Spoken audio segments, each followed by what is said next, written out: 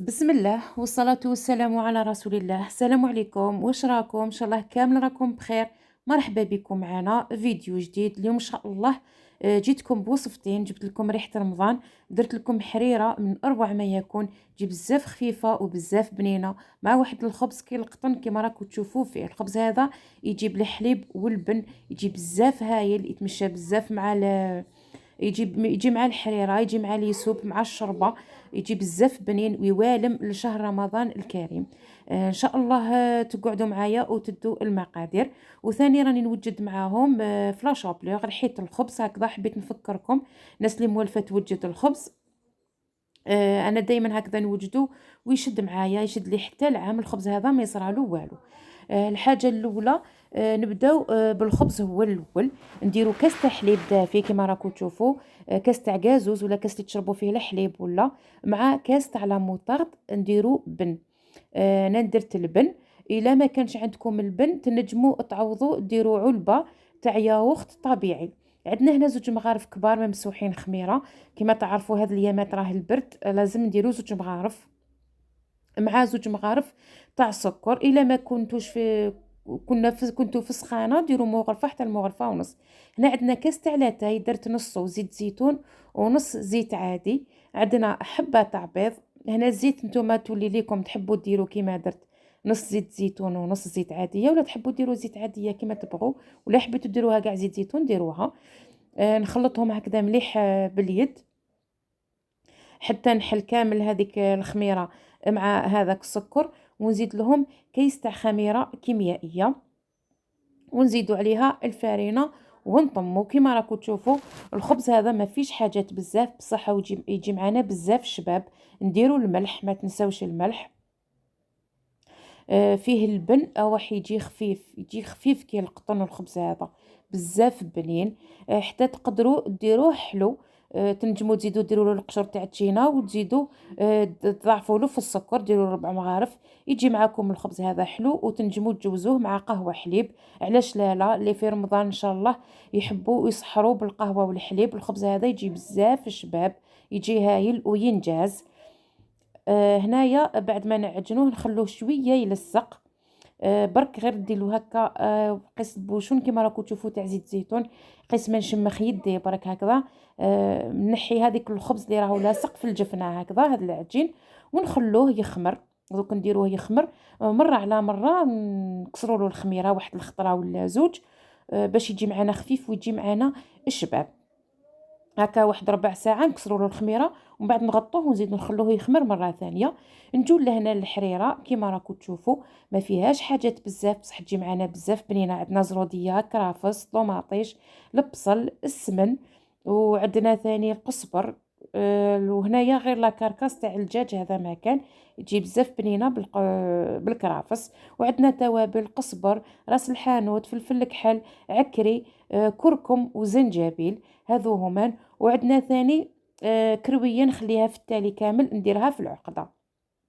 نبداو نجيبو لا كوكوط، ندير مغرفه كبيره نتاع السمن، نحط هذوك الطراف تاع الدجاج كما راكم تشوفوا هنايا، ولا تقدروا ديروا البلون ثاني يجيكم ساهل كي تجو تفتتوه، ما يتطلبش حاجه كبيره. ولا كاين اللي يحبوا يديروا الحريره باللحم. الحريره فيها عده انواع، وكل واحد ويديرها بالطريقه اللي توالمو. نزيدو نديرو فيها الزيت، ولكن الطريقه هذه بزاف بنينه واقتصاديه كما راكم تشوفوا، وتعطينا نتيجه رائعه. نقطعوا البصل بطريقه عشوائيه، ماشي شرط نقطعوه باسكو كل شيء راه رايح يتميكسا. من بعد هنا نخيروا زوج حبات تاع بصل. راهو عندي هنا البصل متوسط الحجم، درت منه زوج. زروديه درت 3 زروديه، معليش. تنجموا ديروا 3 حتى 4 حبات، مش رايحه تاثر. والطوماطيش كما راكم تشوفوا انا كانت عندي في الكونجيلاتور. وثانيه وليكم الخبز هنا بعد ما حمصته مليح.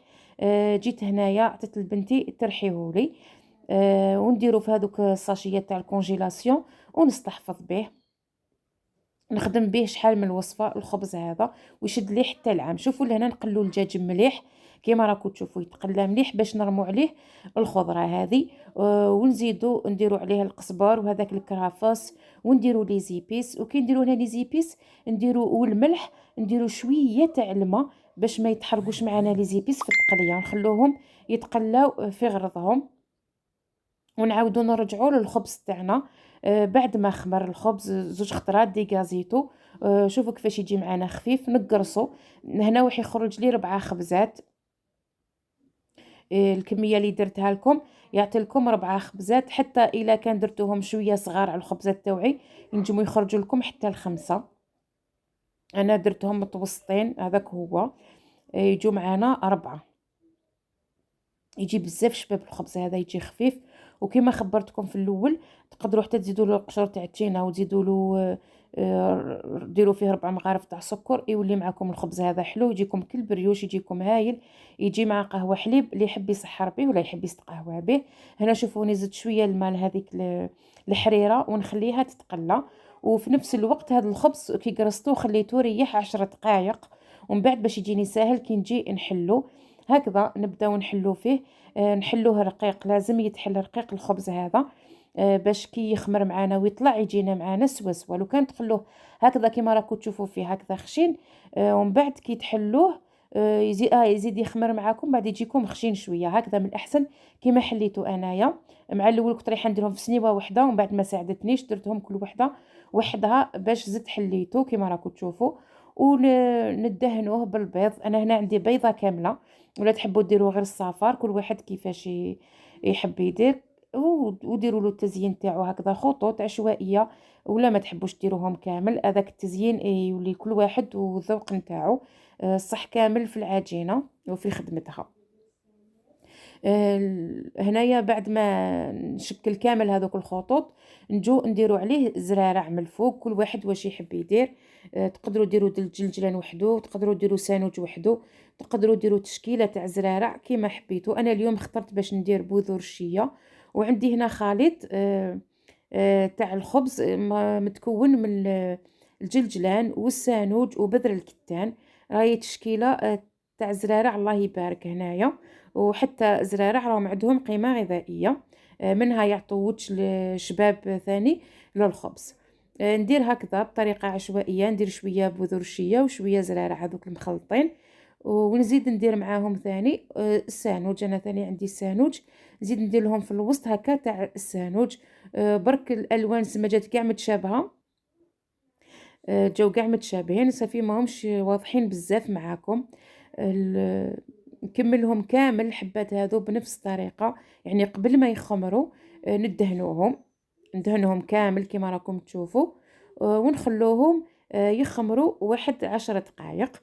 في هذاك الوقت هنايا راهي تقلات مليح معنا هذيك الحريره. شوفوا هذيك الخضره راهي نزلت. هنا نجي باش نمرقها بواحد 2 لتر تاع الماء، حوالي 2 لترات تاع الماء، ونغلق عليها لاكوكوط ونخليها واحد نص ساعه.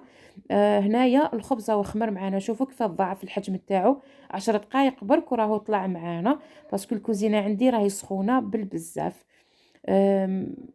نديروه يطيب، ندخلوه للفرن. انا نشعل الفرن على اقصى درجه، نشعله غير من التحت، وندير الخبز يطيب في الرف الفوقاني كامل بالخف، يطيب 10 دقائق ويكون حمار معنا من التحت ومن الفوق. ونجو هنايا نوجدوا العقده نتاع الحريره. نديروا 2 مغارف فرينه. وهنايا الطوماطيش تاع البايط انا نسيت ما درتهاش في الاول، على هذاك زدتها دركا راني حنديرها مع العقده.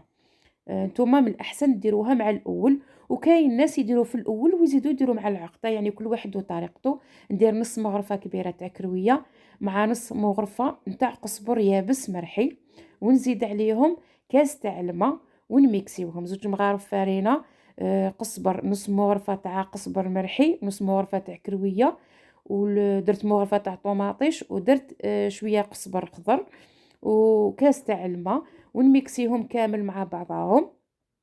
من بعد ثاني نحو هذاك الدجاج كامل، نحوه من القدره، نفتتوه ونميكسيو هذيك الخضره اللي راهي عندنا في القدره هكذا، نميكسيوها كامل. ومن بعد نجو نزيدو عليها نخلطوا نفرغوا عليها هذيك العقده، ونزيدو نفتتو عليها هذاك الدجاج ونخلوها تجيب معنا غليه. هنا هذا نزيدو نشللوه بشويه ماء ونفرغوه عليها. وبهذه الطريقه رانا نتحصلوا على حريره بنينه بزاف، حتعجبكم الا كان جربتوها بهذه الطريقه. ان شاء الله تشوفوها واجده معنا. اي ليكم بعد ما وجدت معنا فصحنا التقديم، تخرج معنا من أروع ما يكون، حتى القوام تاعها يجي شباب. وأوليكم الخبز في شكله النهائي، خذا معنا لون بزاف شباب، وهذوك زرارع زادوا له، زادوا بهاوه، خرج معنا الشكل تاعو رائع. ان شاء الله يكونوا عجبوكم الاطباق اللي اقترحتهم عليكم لنهار اليوم. نلقاكم ان شاء الله في وصفات اخرى. ما تنسوش برك تشجيعنا بجام، وخلونا تعليق شباب عندكم. الى ان القاكم في وصفة اخرى، سواء كانت مالحة ولا حلوة. دمتم اوفياء. سلامي وتحياتي للجميع.